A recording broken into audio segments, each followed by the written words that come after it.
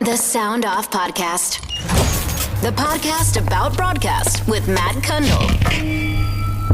Starts now. You may recognize the name Buzz Knight as he appeared back on the show in February of 2019. And then I realized that February 2019 was a lifetime ago. The episode number was 136, and we still had a year left before the pandemic unleashed the biggest disruption of them all.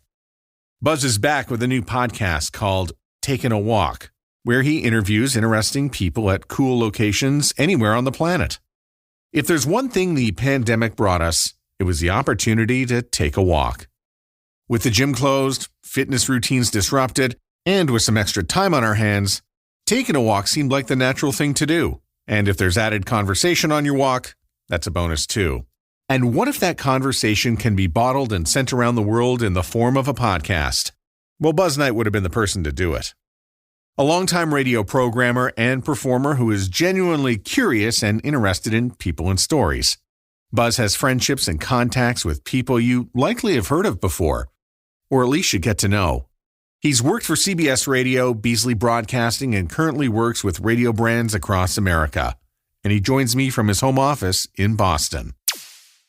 I think the last time I saw you, was it in Minneapolis, possibly? It's exactly where it was. It was 2019. And the last time we had a conclave. And yeah, that was it. I'm going to be going to Canadian Music Week next week. That'll be my first conference back. Wow. And then the next one will be Podcast Movement in August in Dallas. Okay. Yeah. I went last August to Morning Show Boot Camp in Chicago, and I don't think I'm going to go this year, although you never know.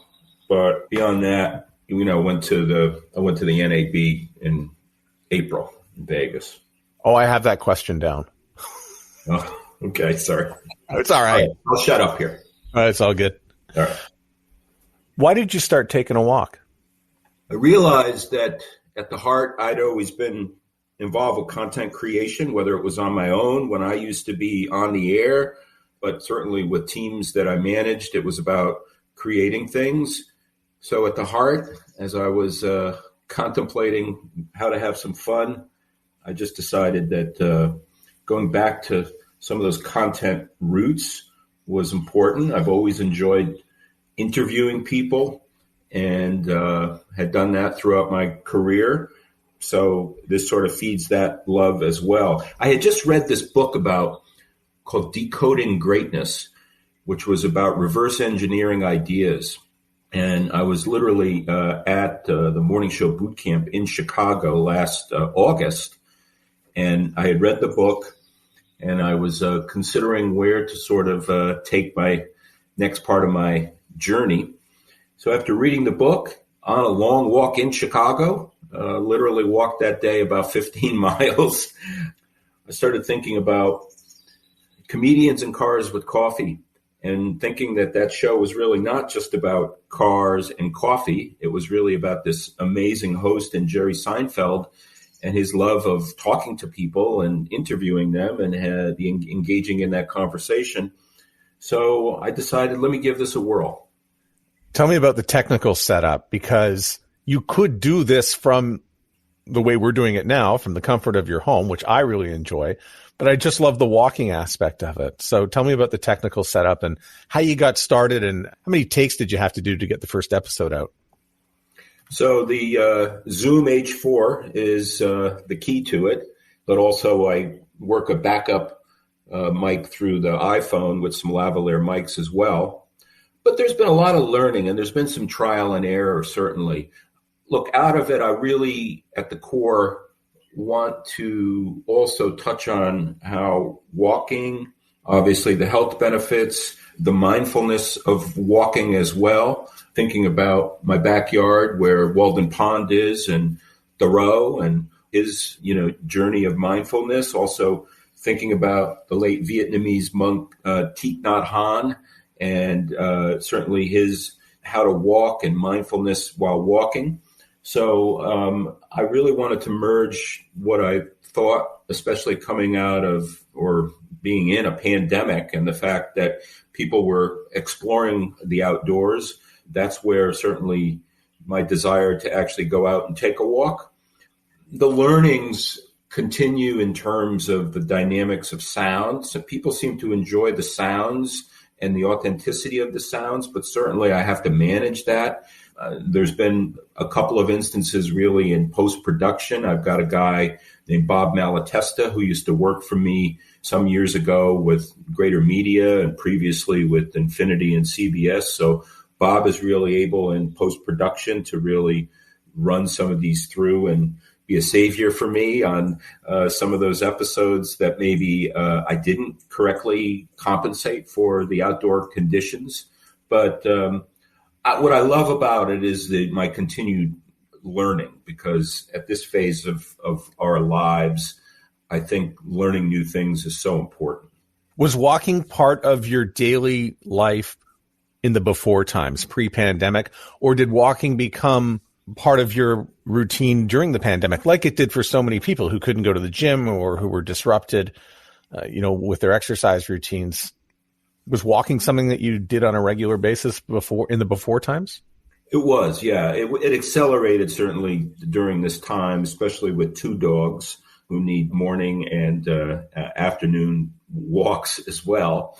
But it had always been part of my life, and going to big cities, the Chicago example, New York, Boston, San Francisco. I mean, I could kind of go on, Philadelphia. I just always have enjoyed walking, people watching, taking in some of these great cities, but also living in the suburbs of Boston.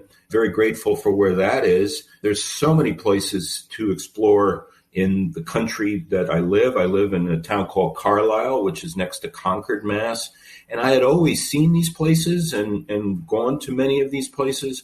But during these last few years, I really either rediscovered some of them or found new places that I hadn't really had the time to see because I was working 5 days a week and traveling a lot. So my time to see these places was usually on the weekend. So I think a lot of people discovered new places and rediscovered places that maybe they hadn't visited. Yeah, there's a real theater of the mind when I listen to the episode. So I think back to the one you did with Greg Hill. And first of all, it's great to get to know these people as you're taking a walk, but the way you'll stop and then look at a landmark, the way you would never do if you were working 9 to 5 and, longer hours than that, of course, in radio, but the way you would never do if you were, busy and inside a radio station. So that leads me to this question. Do you plan your routes the same way you're going to plan your questions for your interview? I kind of generally do, just for more sight conditions, certainly, but also if there's some special places that we need to contemplate.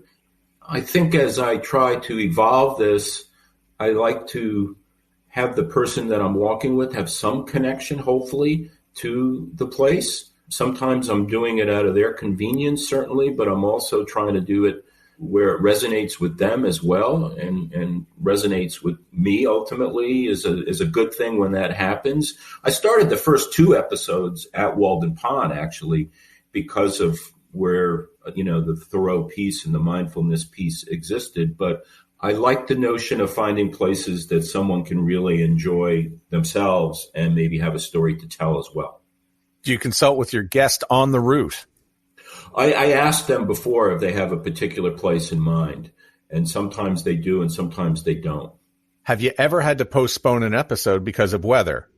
Yeah, we've had to push through a few Boston winter walks where it was icy. There's a gentleman by the name of Topper Carew that I walked with, who's a screenwriter and director, really interesting gentleman. So we postponed that one 2 or 3 times because he wanted to walk in the south end of Boston, and the ice on a winter day can be treacherous there.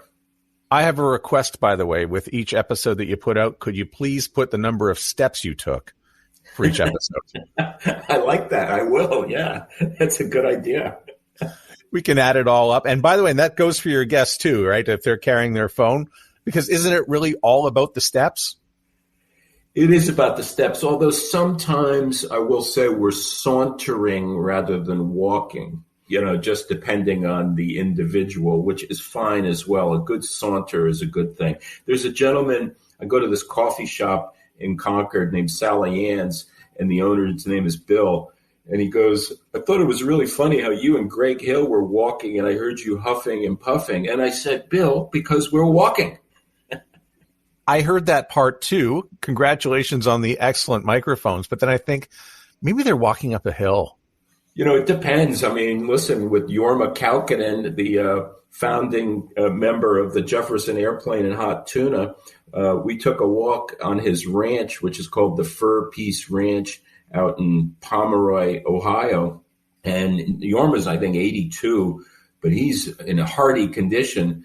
And there were some trees and limbs down from a storm. So, we took a hardy walk. Now, I've mentioned two of the guests that, are in radio because it's what interests me, but it took me about 10 seconds to send along the episode you did with Billy Payne to a big Little Feat fan that I know. Who are the guests who come on this show, and how do you choose them? So the guests range from musicians such as Billy Payne from Little Feat, Jorma Kaukonen, the singer-songwriter Peter Himmelman, to some comedians, Bethany Van Delk from Boston, Steve Sweeney from Boston, to the historian and Pulitzer Prize winner Doris Kearns Goodwin, to Mark Chernoff, who used to work for at WNEW-FM. Listen, it's out of my love for this connection with people, either new friends that I'm connecting with or old friends. And that's the beauty of doing a project such as this. So I can kind of take that on this personal part of the journey. So I think I probably try to feed that first. Grace Gosted, who is another musician, who's a singer-songwriter, who's 20 years old from LA. I had learned of Grace's story and was just fascinated by her, not just her musical journey, but the fact that she's this wise 20-year-old trying to be a voice for those who have challenges with mental illness and really be a safe haven for them. So I was so intrigued by her story. So I guess the choice comes out of where my intrigue for a story is, maybe where there's a relationship or a passion that I have that excites me. It's really kind of a wide array. I'm able to hear from some people just through some connections. And now, it's getting pitched. So next week I'll be walking with a woman named Lydia Shire, who is a pretty prominent restaurateur in Boston. So what's cool about it is I would never really have access to a lot of these people.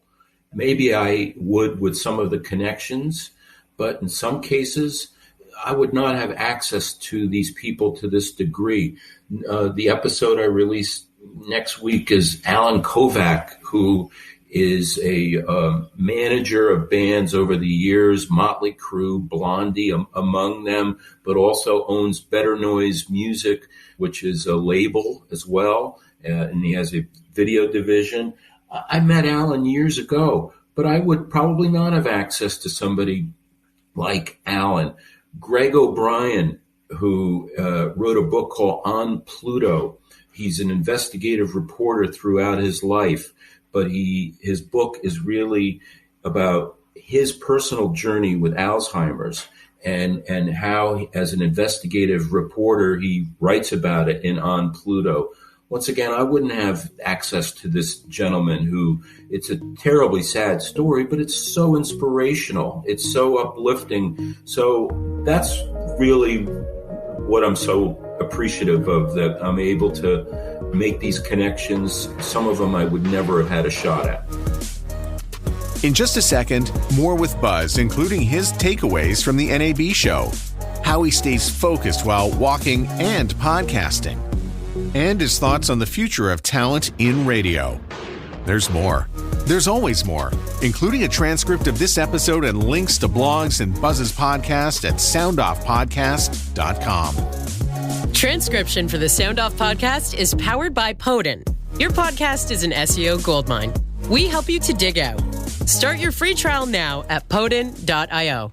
The Sound Off Podcast. As I listened to the episode with Mark Chernoff, and it was so nice I listened twice, by the way, I'm beginning to think that you would not get all those stories if you were doing this by Zoom or just recording this face-to-face like we are right now. There's something about the walk between the two of you as you turn the corner that I think possibly jars memories or brings up other feelings or passions in the stories. It really feels like a very authentic, conversation. I just don't think that people would be telling the same stories through a microphone via Zoom. I think some of them they would, but I think you're exactly right, Matt. The different stories come out. This is meant for that purpose, to actually get these stories out in maybe a different manner or a more revealing manner. Just like you're hanging out at the local bar, just talking to some friends and just BSing, being able to really have that ease of it and have people let their guard down. I'm not out to change the world with them. I want them to have a comfortable conversation and reveal of themselves something. And I like to try to think of it from the standpoint of being their fans. One of the things that did come up in the conversation with Mark, and it was really towards the back end, but sort of lamenting about our talent pool in radio and how we're using it. What do you think personally about radio's talent pool and the opportunities over the next few years to develop it? The talent pool aspect of radio deeply concerns me. There's not a strategy that's consistent for generating talent. There's not anything really strategy-wise for, millennial growth. So I'm deeply concerned. I see more scenarios where the easy fix on talent is, well, let's let that large salary get away and let's just advance people in the show who are already there and let them hold down the fort. Sometimes that's great because it gives people a chance in those cases to be moved up the ladder. But generally, those decisions are only made out of economics. So the talent piece concerns me. And I also, as I think about it, I was just before we came on, I was thinking about this. I think broadcast, radio companies and their existing talent have generally not done that much in the content creation podcast original space because their talent that exists doesn't have the mental bandwidth and time to do different things because they're busy with 17 other tasks. So the talent pool piece concerns me. And I, as I was thinking about it, I was thinking, boy, my God, I'm surprised that podcasting has not been more of a generation of new talent that has existed for traditional radio companies. Well, I think we both know doing podcasts that it's hard.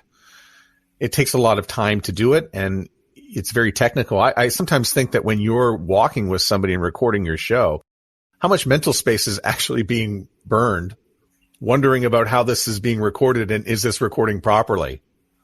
A lot. A lot. I get deeply nervous over that. So listen, when you're, I mentioned Bob Malatesta, but when you're essentially, the one man show, you worry about everything.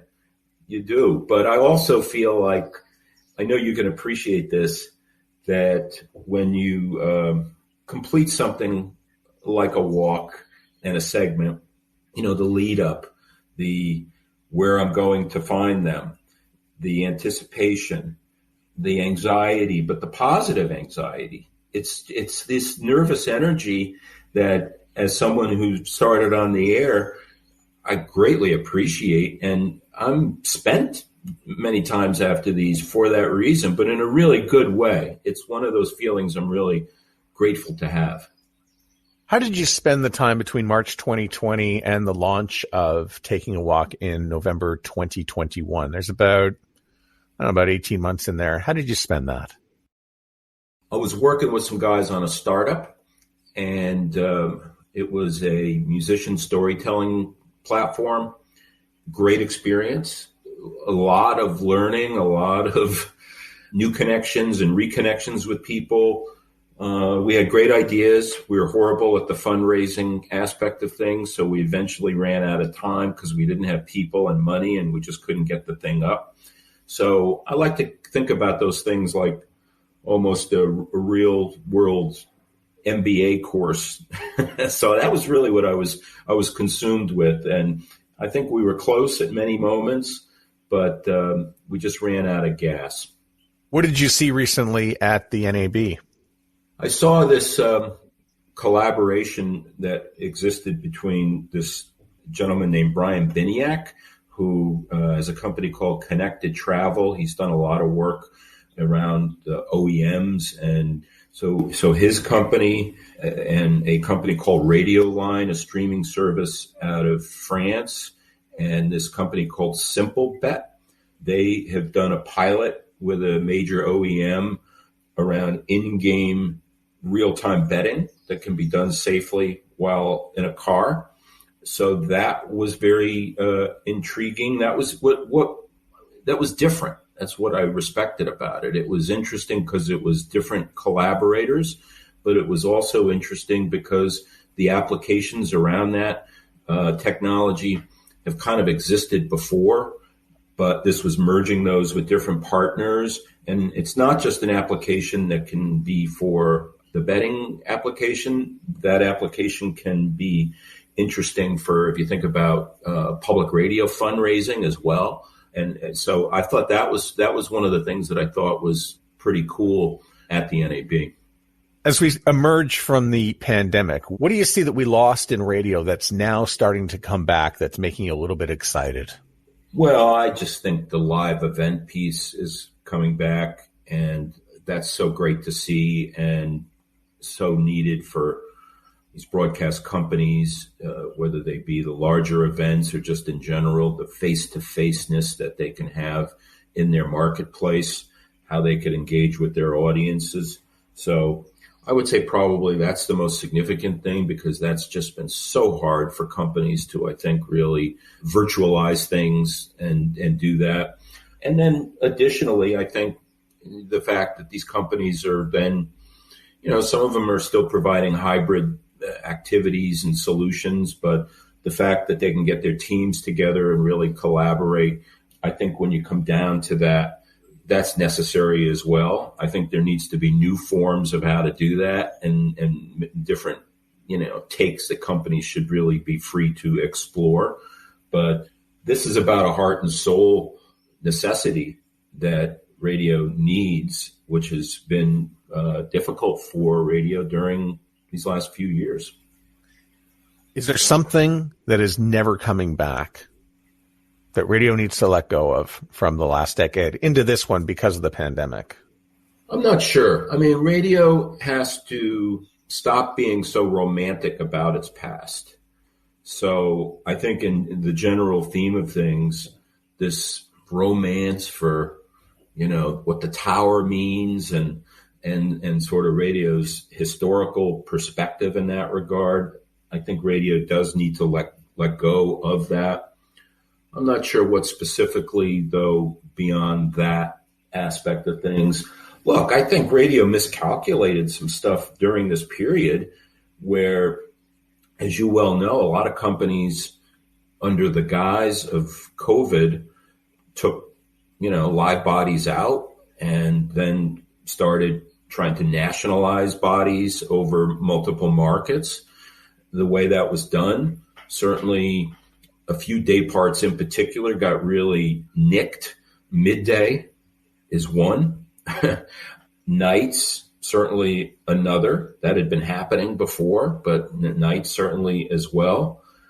And that's a big mistake, because no matter which generation we're talking about that radio listeners are, or that radio aspires to get, engagement is so critical, right? It's a differentiator when you think about radio opposite other services, other, streaming services and whatnot. And how do you engage with people if you don't have bodies? How are you going to be spending the summer? Got a lot of walks coming up. some trips that will be part of that. There will be some New York going on. I just came back from Chicago, so there'll be some of that going on for sure. And some of it will be, spur of the moment that I'll be able to react to. Just came back from Block Island, Rhode Island. Took a week off there. We'll probably try to take some other trips as well. Going to try to enjoy the nice weather and try to build upon the Takin A Walk series. Well, I hope I run into you on a walk this summer. Oh, that would be pure joy, Matt. Buzz, thanks so much for being on the podcast again a second time, and congratulations on this. I really enjoy the show. Matt, I appreciate the support, and thank you for having me on very much. The Sound Off podcast is written and hosted by Matt Cundill.